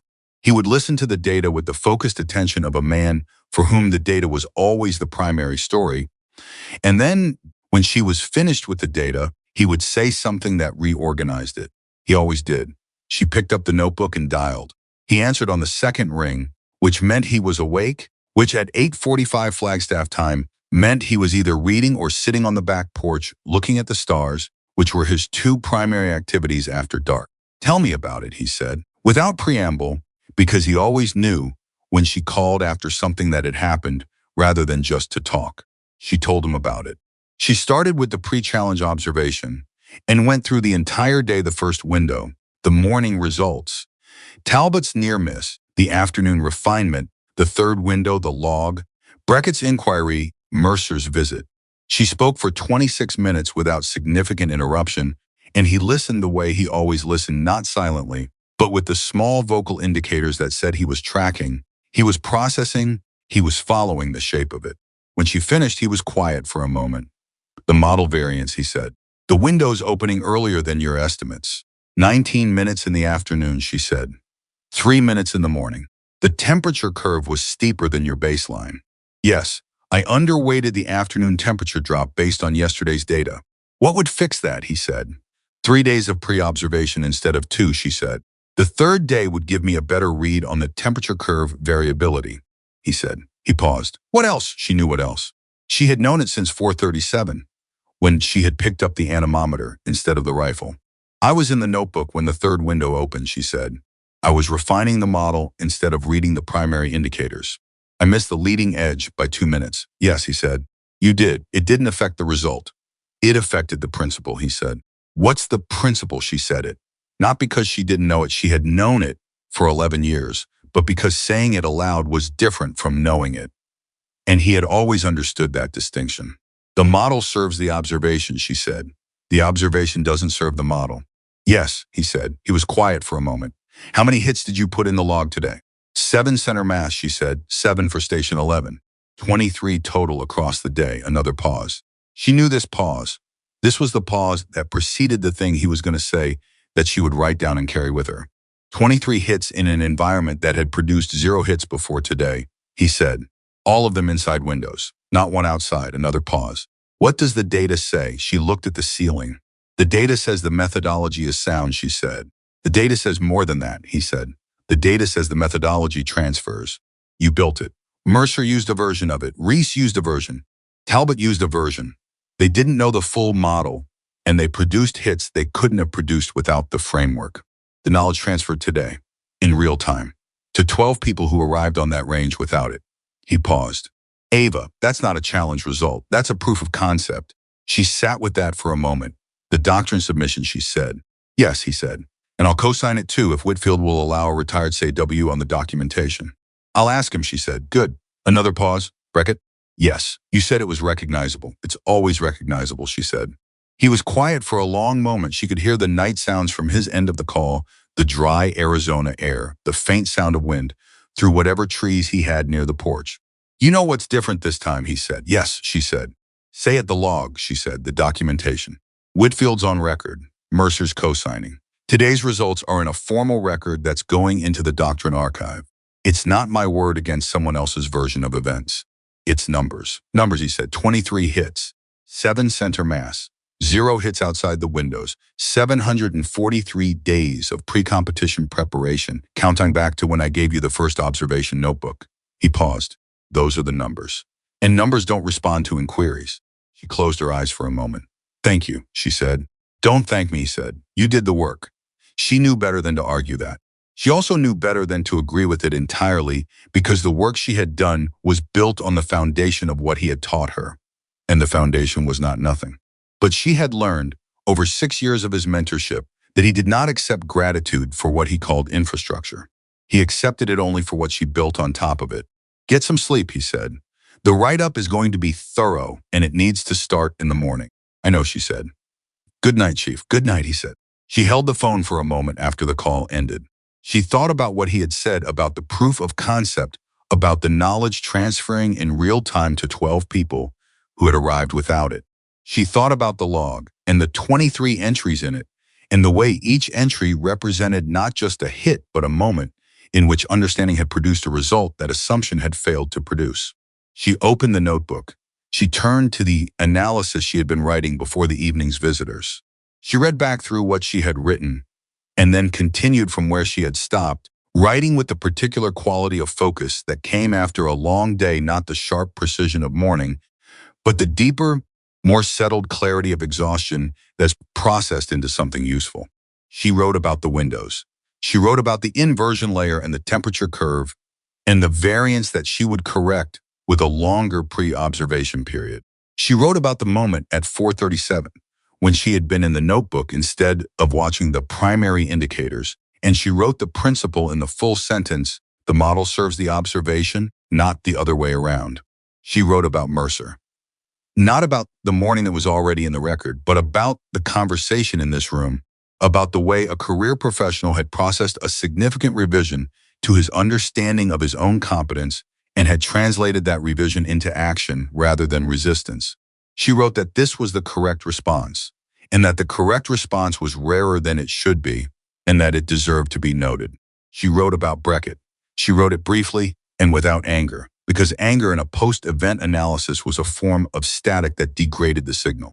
She wrote that an institutional mechanism had been used improperly, that the improper use had been corrected through proper institutional process, and that the documentation of the correction was as important as the documentation of the results.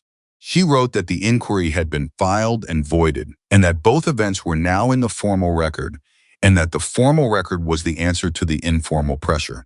She wrote about Walsh.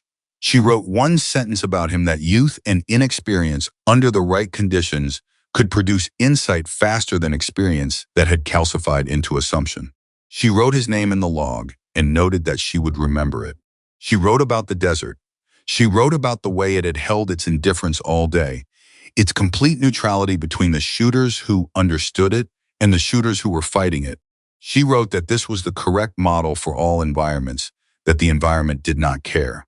It simply was. The examination it offered was not hostile. It was honest. It showed you exactly how much you had prepared, and it did not adjust its judgment based on how much you needed a different result. She closed the notebook at 9:58. She looked at the ceiling for another 45 seconds. Then she turned off the light, and the Nevada desert held its silence outside the window, and Blackstone Proving Ground went on being exactly what it was. In the morning, there would be the formal challenge debrief. There would be Whitfield's documentation and the doctrine submission and Mercer's co-signature. There would be the institutional process of recording what had happened here, of entering it into the archive where it would or would not be read, would or would not be applied, would or would not change anything about how the people who came after them understood the relationship between preparation and performance. She had done what she came to do. The log was written. The model existed. The data was in the record. And somewhere in Flagstaff, Nathan Hale was on a back porch looking at stars, and the work he had given her was alive in the world, in a way that it had not been alive this time yesterday, and that was the only answer to any of it that had ever satisfied her.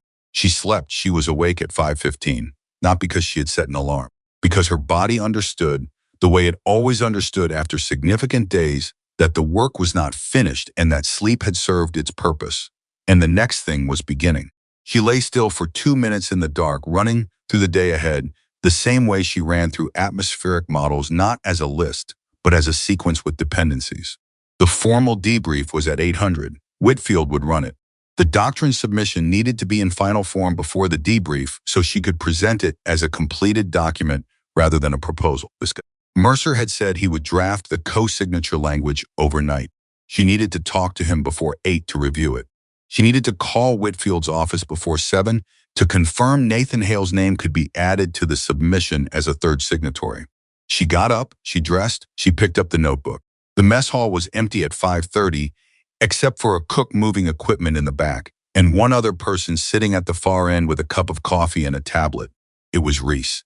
He looked up when she walked in, registered her, looked back at his tablet.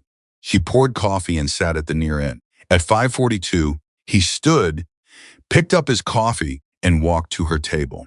He sat across from her without asking.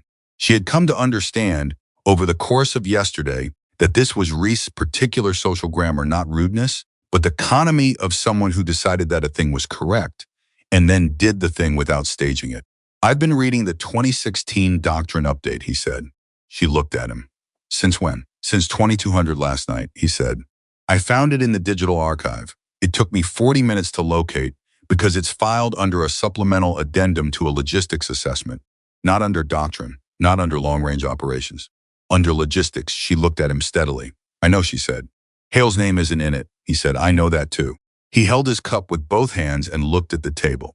How is it possible that a methodology that produced 23 confirmed hits on a range that had 0 confirmed hits before yesterday, how is it possible that the methodology behind that is buried in a supplemental logistic addendum? Because the person who developed it didn't have the institutional visibility to place it where it belonged, she said. And the people who reviewed it didn't prioritize it because they didn't understand it. And the people who might have advocated for it were, she paused, not available. Reese looked at her. He didn't have advocates. He had a small number, she said. Not enough. And the timing was wrong. The doctrine review cycle in 2016 was competing with 4 other major updates. The atmospheric reading protocol was the smallest item on the list. It got moved to supplemental. And stayed there. And stayed there, she said. He was quiet for a moment. That changes with the submission. That's the intent, she said. He looked at his tablet. He turned it toward her. She could see the doctrine document open on the screen, and she could see that he had been annotating it, small typed notes in the margin field. Organized and specific. I want to be on the submission, he said. Not as a co-signatory, I understand Mercer has that. As a data contributor, I can document my station's results from a Delta operational perspective. Different use case from Mercer's Ranger framing. 2 different operational contexts supporting the same methodology makes the submission harder to reduce to a single branch argument. She looked at the tablet. She looked at him. Yes, she said. He turned the tablet back. I'll have the documentation ready before the debrief. She drank her coffee. He drank his. The cook in the back moved something heavy and metallic, and the sound filled the empty mess hall briefly and then stopped. Can I ask you something? She said. He looked up. Yesterday afternoon, you fired in the 3rd window before I did. You opened the window before I called it. How were you reading it? He set his cup down. Pressure drop, he said. I've spent 4 years doing high-altitude precision work in mountain terrain. The pressure dynamics are different from desert, but the indicators have the same family of characteristics. When the pressure dropped yesterday afternoon, I felt it the same way I feel it in altitude work. I didn't know I was reading your model. I was reading the same thing your model was reading. She thought about what Nathan Hale had said about Talbot, about the trained instinct recognizing the window without knowing it was a window. It was the same thing, different training, different terrain, same underlying sensitivity to environmental change. The methodology had a shape that existed in the world independently of her having named it. You would have built this model yourself eventually, she said. Maybe, he said, probably slower, a pause. In what deployment context? Any extreme distance work in variable atmospheric conditions, she said. Everything above 1,500 meters in complex terrain. He nodded slowly, which is most of what we do. Yes, she said. He looked at the tablet again. Then he said something that she had not expected. Do you teach? She looked at him. In what sense? Formally, as a function. Is there a program, is there a curriculum somewhere that carries this methodology? No, she said. He held her gaze. There should be. She said nothing. I'm serious, he said, not as a suggestion, as a direct statement. What you built, what we used yesterday that needs to exist in a training context, not buried in a supplemental addendum, not as something a few people learn when they're lucky enough to encounter someone who carries it. It needs to be in the pipeline, standard curriculum, taught at the point where long-range operators are certified. She had thought about this before.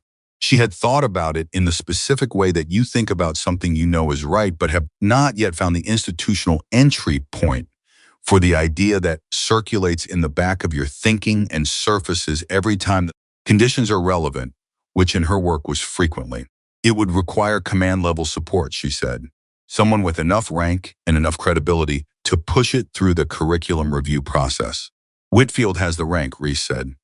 Whitfield is a colonel at a proving ground, she said. The curriculum decision is above his authority. Then above Whitfield, Reese said. He said it without drama, as a simple matter of identifying the correct node in a chain. Who above Whitfield? She looked at him. She understood, with the particular clarity that sometimes came at 5:45 in the morning over bad coffee, that this conversation was not hypothetical. Reese was the kind of person who identified the correct action and moved toward it without spending significant time on the question of whether the action was possible. The Delta Force selection process, among other things, filtered for that quality. General Marsh, she said. He's the commanding general for combat training centers. He has curriculum authority. Do you have access to Marsh? No, she said. Reese looked at his tablet. He was quiet for a moment that had the quality of a decision being made. I do, she looked at him. 2 deployments, he said. He was a 2-star then. He came down range for an assessment and I briefed him twice. We've had 2 communications since his promotion. He paused. I'm not saying it's a personal relationship. I'm saying I have a pathway. The mess hall was still mostly empty. The cook had gone quiet in the back. The morning outside the windows was beginning its slow change from black to the particular gray-blue of desert pre-dawn. She was aware of the weight of what Reese was describing, not just the doctrine submission, but something larger, something that would change not just the record, but the pipeline, not just what was documented, but what was taught. If Marsh reviews the submission, she said carefully, he needs more than challenge results. He needs operational data, real-world application of the methodology outside a proving ground context. I have operational data, Reese said. 2 engagements in mountain terrain where atmospheric reading was the determining factor, both documented. Neither analyzed through this specific framework, but the data is there, and the retrospective analysis would be straightforward. She looked at the notebook on the table between them. She thought about 23 hits in a log and a supplemental addendum buried under a logistics assessment. She thought about Nathan Hale on a back porch in Flagstaff, consulting when the Army read its own doctrine and needed someone to explain it. Let's build the submission first, she said. Then we talk about Marsh. Yes, he said. He stood up, picked up his tablet, picked up his cup. At the end of the table, he paused. Reynolds. She looked at him. Yesterday, the thing Breckett did. He said it without heat, without the particular quality of moral outrage. Flat, I've seen it before. Different mechanisms. Same intent, I know, she said. It didn't work yesterday, he said. It won't work on the submission either. Not with Mercer and me on the documentation. He paused. Just so you know where I stand. She held his gaze. I know where you stand, she said. I've known since you sat down. He nodded once and left. She opened the notebook and kept working. At 7:03, she was outside Whitfield's office when he arrived. He saw her, registered that she had been waiting, and opened the door without commentary. She followed him in. She put the submission document on his desk. He sat down and read it. He read it the way he did everything completely, without skimming, without looking up, with the focused absorption of someone for whom thoroughness was a core professional value. It took him 11 minutes. She sat across from him and let him read. When he looked up, he said, Hale. I spoke with him last night, she said. He'll co-sign as a third signatory if you'll allow it. He developed a methodology, Whitfield said. His name should be first. He won't accept that, she said. I've had this conversation with him before. He'll sign where he's placed in the document, and he'll be satisfied that the work is in the record. Whitfield looked at her for a moment. He trained you for 6 years. Yes, sir, and never sought formal credit for the methodology. He sought the methodology being used correctly, she said. The credit was secondary. Whitfield looked back at the document. Reese's operational data appendix will strengthen this significantly, he said. 2 independent contexts proving ground and mountain operational deployment demonstrating consistent results. That's not anecdotal. That's a pattern. That's what Reese said, she said. He's right. Whitfield set the document down and looked at her directly. Reynolds, I want to tell you something about yesterday's formal inquiry. She waited. The filing was from Mercer's credentials, he said. But the content, the specific language, the challenge to your pre-observation period, that language did not originate with Beckett. She went still. What I found when I reviewed the filing, Whitfield said, was that the substantive language was nearly verbatim from a challenge filed against another female participant in a different proving ground challenge 4 years ago. A challenge that was also dismissed, also on procedural grounds. The language was adapted. She was quiet for a moment. Adapted from a template. From a filing that is in the institutional record, he said, which means it was accessible to anyone with standard credentials access. Beckett didn't write it, she said. He found it. He found language that had been used before and applied it. Whitfield said, that tells me this specific mechanism, the pre-observation challenge, has been used more than once. He held her gaze. That is going into the debrief documentation, not as an accusation, as an institutional pattern that requires a formal response in the challenge rules. She understood what he was doing. He was not just dismissing an inquiry.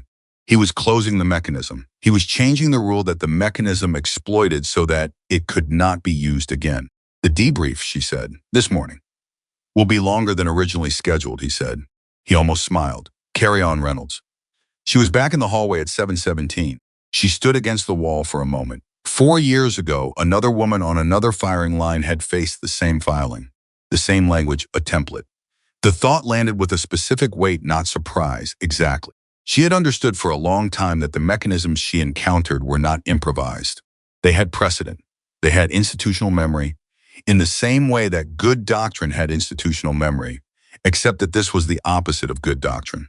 This was institutional obstruction wearing the clothes of procedure. And Whitfield was closing it. She held on to that. She held on to the specific feeling of watching someone with authority use that authority correctly, not performatively. Not as a gesture, but as a functional act that would change what was possible in this institution after today. She held on to it because this feeling was rarer than it should be, and she had learned to register it when it came. At 7:31, Mercer found her in the corridor outside the briefing room. He handed her 2 pages, handwritten, which told her he had drafted the co-signature language by hand rather than on his tablet, which was the kind of detail that said something specific about how seriously he had taken the task. She read it. It was precise, professionally grounded, and attributed the methodology correctly not to the challenge results, but to the pre-challenge preparation, to the model construction, to the transferability demonstrated across multiple stations and multiple operators. It named Hale as the originating developer. It named Station 11 as the primary demonstration. It named Stations 4, 6, and 8 as evidence of transferability. It was, she thought, better than what she would have written if she had written it herself. This is good, she said. I had time, he said. She looked at him. He looked back. Between the two of them, in the specific space of a corridor outside a briefing room at 7:31 in the morning after a day like yesterday, something was communicated that did not require words. Not friendship, they were not friends, and might not become friends. And that was not the point. Something more durable than friendship. The acknowledgement between two professionals that something real had happened, that the real thing had changed the ground they were both standing on, and that the changed ground was better than what had been there before. Whitfield told me about the template, she said. The filing language. Mercer's jaw did the thing it did. Beckett had access to the institutional filing archive. Yes. He was looking for a way before he used my credentials, Mercer said. It was not a question. He went looking for a precedent. Yes, she said. He was quiet for a long moment. She could see the weight of it. 14 years. 3 deployments, a friendship he had believed in, and the discovery that the friendship had contained a willingness he had not known about. I'll be filing my own documentation on that, he said. Separate from the challenge record. A formal statement about the credentials access. What he found, what he used, all of it. You don't have to do that, she said. Yes, he said, flat and final, I do, she nodded. At 7:58, every participant from the challenge was seated in the briefing room when Whitfield walked in. Every participant except one. Beckett's chair was empty.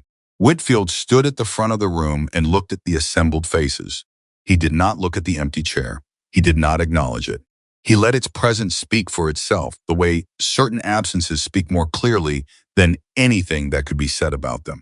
Yesterday's challenge, Whitfield began, produced results that will be formally entered into the Proving Ground record, the Long-Range Operations Doctrine Archive, and a separate submission to the Curriculum Review Board for the Army's combat training centers. He paused. I want to explain what that means and why it matters. He spoke for 12 minutes. He spoke about the atmospheric reading methodology and what it had produced, not in terms of individual results, but in terms of institutional knowledge. He spoke about the pre-challenge observation protocol, about the window model, about the real-time transfer of methodology across multiple stations in a live challenge environment. He spoke about the 2016 doctrine update and the fact that it had been buried in a logistics addendum and that this was a failure of the doctrine review process that would be formally addressed. He spoke about Nathan Hale by name, clearly and without hesitation, and he said that Hale's contribution to the methodology would be correctly attributed in the revised documentation. Then he looked at the room. What you witnessed and participated in yesterday, he said, was not an anomaly. It was a proof the methodology works, the preparation works. The principle that an environment must be understood before it can be operated in that principle is not new. But its formal application to extreme distance precision work in the specific structured form demonstrated at Station 11 is new. And the institutional failure to prioritize it in the past is not an accusation. It is an assessment. We can do better. We will do better. Starting with this documentation, he stopped. He looked at the room one more time. Station 11 produced 7 center mast confirmed hits yesterday. 3 windows, 0 misses within the windows. The remaining confirmed hits across the day came from 4 other stations, all within windows identified or approximated from the Station 11 model. The range produced 0 confirmed hits outside those windows. He paused. That is the data. Those numbers belong to everyone in this room who had the willingness to learn from what they saw. And they belong, first, to the preparation that made them possible. He looked at Ava. She held his gaze. She did not look away, and she did not perform anything, not modesty, not satisfaction, not the reflexive minimizing of someone who had been trained by years of hostile environments to make herself smaller in rooms full of men. She held his gaze and let the record be what it was. From Station 4's seat, Reese said, "Sir, the curriculum proposal." Whitfield looked at him. "The submission includes a proposal for a formal training program," Reese said. "Atmospheric reading protocol as standard curriculum in long-range certification. The operational data appendix, I've prepared documents 2 real-world deployments where this methodology would have changed outcomes. I'd like to formally request that you forward the submission to General Marsh's office." The room was very quiet. Whitfield looked at Reese. Then he looked at the document in his hand, the submission, which she had given him at 7:03 and which he had been carrying since. "I had already planned to do that," he said. "General Marsh has been copied on my after-action report this morning." Reese nodded once. From across the table, Walsh said, "He's already reading it?" "He will be," Whitfield said, "by the time this debrief is over." Walsh sat back in his chair. He had the expression of someone watching something that was larger than they had anticipated and was trying to take in its full size. She looked at him and thought about what he had said on the range, that his first sergeant had told him women didn't have the patience for long-range work. She thought about what Walsh would carry out of this room today and how it would change the things he said and did not say for the rest of his career. That mattered, not as much as the doctrine, but it mattered. The debrief ran until 10:40. The operational record was entered. The doctrine submission was countersigned by Whitfield as the presiding range officer and co-signed by Mercer, with Reese operational appendix attached and Hale's name formally listed as the methodology's originating developer. The challenge rules were formally amended to explicitly protect pre-observation periods within the designated access window, closing the mechanism that Beckett had found in the archive. Beckett's formal documentation, the credentials misuse. The filing, the template discovery went into the institutional record separately, routed through the appropriate channels. Mercer's personal statement accompanied it. At 11:15, Whitfield dismissed the room. People moved toward the door in 1s and 2s. Talbot stopped at her chair. He was a big man. She had registered this physically on the range, but not the way she registered it now, with him stopped close and looking at her with an expression that had nothing combative in it. "The 3 inches," he said. She looked at him. "This morning," he said. Denton asked me if the conditions had felt different before I fired. They had. I told him they hadn't. He paused. They had. She said nothing. I knew something had shifted, he said. I fired because I felt the shift. I didn't know what I was feeling. If I had known, if I had your model, you would have been where I was, she said. He held her gaze. A pause at 3 inches bothered me all day. I know, she said. It shouldn't have, he said. It was the closest shot I've ever made at that distance. I should have been. He stopped. Instead, I spent 4 hours being bothered by it because I didn't understand it. And then Denton told me what you said, and I understood it, and it stopped bothering me. She waited. The understanding was better than the hit would have been, he said. Even center mass. The understanding was better. She looked at him for a moment. That's what Hale says about every qualification failure he ever had, she said. That the understanding he got from the failure was worth more than a passing score would have been. Talbot was quiet. Then he said, introduce me to Hale sometime. I will, she said. At 11:50, the barracks were largely cleared. People were moving toward transport, toward the departure process that returned them to their bases and their regular assignments. She was packed. Her case was by the door, her notebook in her bag, the submission document filed and transmitted. Mercer came to find her before she left. He stood in the doorway of the barracks room, the same doorway where he had stood last night, and he had his own bags with him, which said he was on his way out. Flagstaff, he said. How far is it from here? About 3 hours, she said. I want to meet Hale. She looked at him. I'll ask him. Not to ask anything from him, Mercer said. Not to leverage the relationship for the submission. Just to meet him. He paused. A man who built something that good and let it sit in a supplemental addendum for 9 years because the institution didn't prioritize it. I want to sit across from someone like that and understand how he kept going. She thought about the picnic table, the cold coffee, the way Hale's voice had sounded last night on the phone, still focused, still precise, still entirely invested in the next step of a work that he had been doing for decades with or without recognition. I'll call him tonight, she said. Mercer nodded. He picked up his bag. At the door, he stopped and he said the thing that she would carry out of this place and think about at moments she couldn't predict, in situations she couldn't anticipate, for longer than she would have expected from 11 words. She'll miss too, he said. That's what I thought when you walked in. She looked at him. I want you to know I remember saying it, he said. And I want you to know that I will spend the rest of my career making sure that I am never that kind of wrong about someone again. He left. She stood in the empty room for a moment. She picked up her bag. She put it over her shoulder. She looked at the desk where the notebook had sat last night, where the analysis had grown from a few paragraphs to 23 pages of documentation, data, and principle. She looked at the ceiling she had stared at for 45 seconds last night before turning out the light. She walked out. The Nevada desert held its heat around her as she moved toward the transport staging area, its indifference total and unchanged, the same desert it had been before she arrived and the same desert it would be after. It had asked her the examination. She had answered it. The answer was in the record, now formal, documented, co-signed, transmitted, and moving through the institutional channels toward the people who had the authority to do with it what it deserved. 23 hits, 7 center mass, 0 hits outside the windows, numbers that did not respond to inquiries. She thought about Walsh driving back to Fort Benning with something in his head that his first sergeant had never put there. She thought about Talbot, who had learned that understanding was worth more than the result understanding produced. She thought about Reese, who had operational data from mountain terrain and a pathway to General Marsh, and who had decided at 5:40 in the morning over bad coffee that the correct action was obvious enough to move toward without staging it. She thought about Nathan Hale, who would be awake already in Flagstaff, probably at a desk somewhere with his own notebooks, doing the work the same way he had always done it, with or without an audience, with or without credit, because the work was the answer to every question the institution had ever failed to ask him. She thought about the girl she had been at 26, sitting at a picnic table after a failed qualification, not yet understanding that the failure was the beginning of the understanding, and the understanding was the beginning of everything. And she thought about the moment on the firing line, the exact moment, 11:51 in the morning, when the window opened and the desert held still, and she put the first round into the center of the target that no one else had touched. And she thought about the silence that had followed, 4 seconds of the most honest silence she had ever heard on a range, And she understood, for the first time with the full weight of it, that the silence had not been shock. The silence had been recognition.